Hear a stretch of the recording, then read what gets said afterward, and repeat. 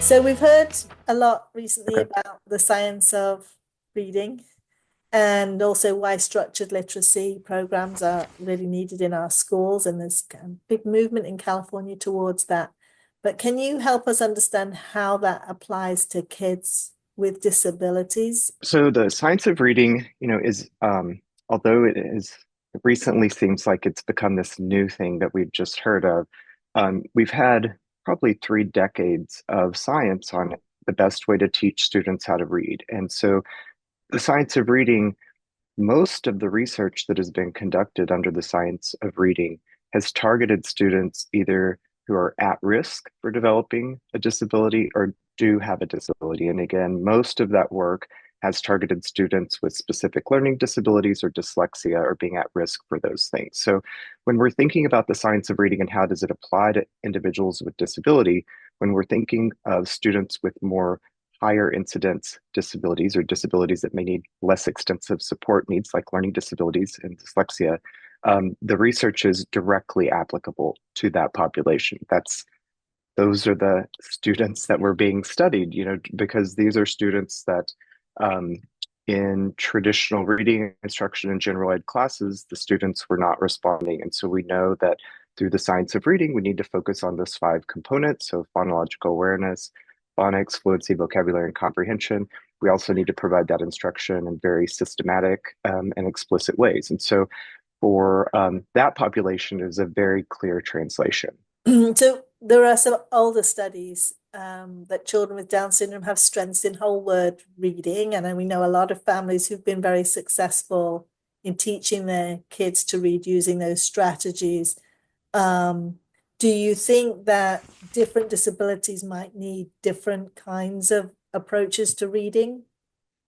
So in general, I think the approach through the science of reading, so explicitly teaching those beginning reading skills, I think that is applicable across the board. I don't really think that we have a lot of evidence that students with autism learn to read in this one way that's very different from how kids with dyslexia learn to read, which is very different than kids with autism. I think there are probably more individual differences than disability focused differences. And I don't think there are different ways that we approach reading for individuals based on disability, but I do think we need to look at each child's strengths and their struggles and map reading instruction onto their personal interests.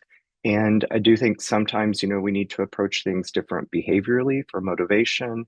The idea is, I do think, if we want kids to be independent readers, they need to have the ability to approach a word that they have not seen before and use decoding skills to, sound out that word and be able to read it. That is one of the biggest values of teaching kids phonics and phonological awareness, that they can read words they haven't read before. However, I also think if you're working on those skills and the student is really just not making progress and they're not learning, but you are also using a sight word program and they are advancing in that program, I think it is fine to do both, because the more words that we can get into readers' heads, the more we have to work with in terms of unpacking phonics. Let's talk about students specifically with dyslexia. What we find, students with dyslexia, for example, they don't have phonological processing ability. And many people mistake dyslexia as being a problem with being able to see the words, right? That they jumble up their letters or they have reversals in their letters. But dyslexia is actually a language-based learning disability, which means it really impacts how they process the information that they're hearing orally and what they're actually seeing on the page. Okay, so one of the things that dyslexic children don't have is phonological awareness. And what that is that letter sound association. So when I ask you to break down the word cat, you'll say k, a, t. A student with dyslexia cannot hear those different sounds within that one word. So they find it very, very difficult. So what we need to do with a student with dyslexia is break it down so that they're getting direct, explicit, systematic approach to learning to read.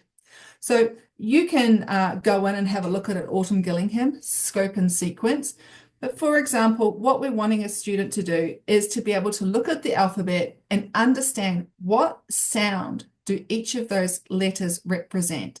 So we start off with beginning consonants. So we're asking them to sound out B, B, K, cat. And with students with dyslexia, we also need to teach them in a multisensory method. So you'll often see students with dyslexia learning to read with tapping down the arm. K, A, T, right? That helps the transfer of information from the left to the right side of the brain.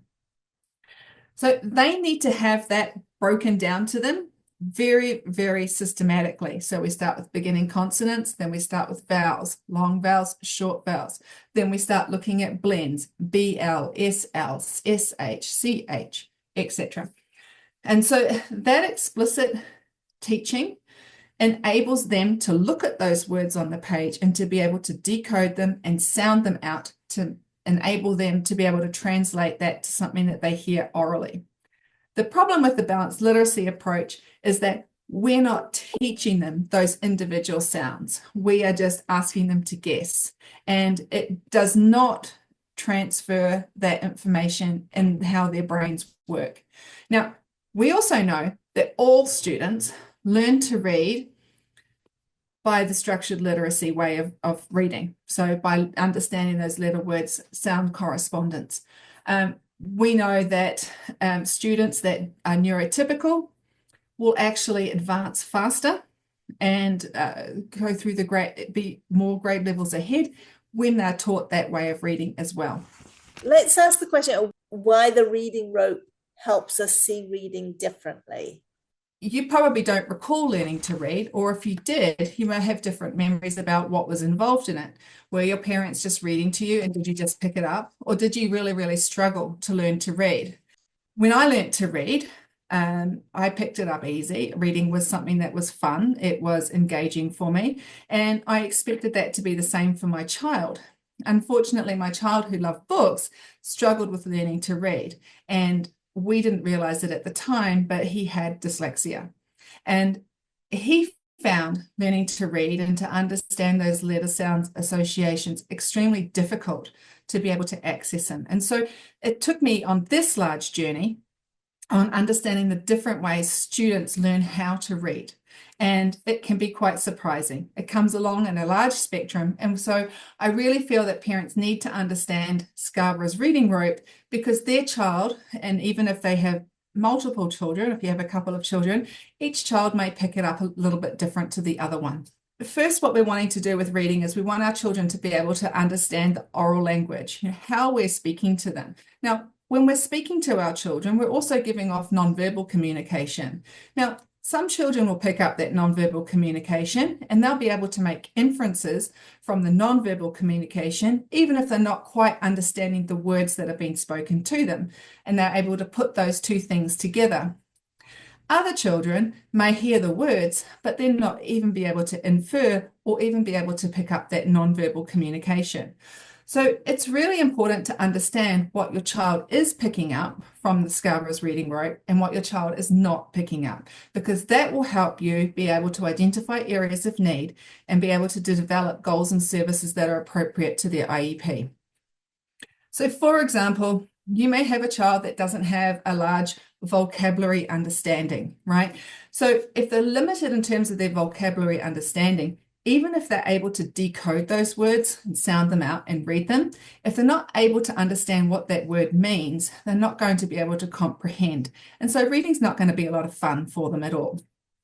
The other part is that once they've decoded the word, they've read the word, they understood the word, they need to understand the background of that word. So, for example, if we have two children, one child is brought up in a household full of baseball, crazy family, and the other child may never have been exposed to baseball. They may both be able to read the words and decode those words. They might be able to both understand that the components of the story that they're reading with the bat and the ball and the triangle and all those things. But the student that has the background knowledge, who's watched a lot of background games, they're going to be able to pick that up a little bit easier than a student that hasn't had that background knowledge. So these are some of the components that help us with one, decode the word, two, understand what that word means, and then with the background knowledge put together and understanding how that story or how that sentence has been read to them, that provides reading comprehension. And reading comprehension is what we gain from what we're reading. So we're looking for children to be able to understand informational text, and we're looking for children to be able to understand narrative text in the California state standards and in many standards across the nation. So informational text will be science based social studies based subjects, history, and then narrative text might be reading a fable or a story, and both are very different and have a different ability for a student to be able to access that curriculum and being able to understand and comprehend the text that they're reading.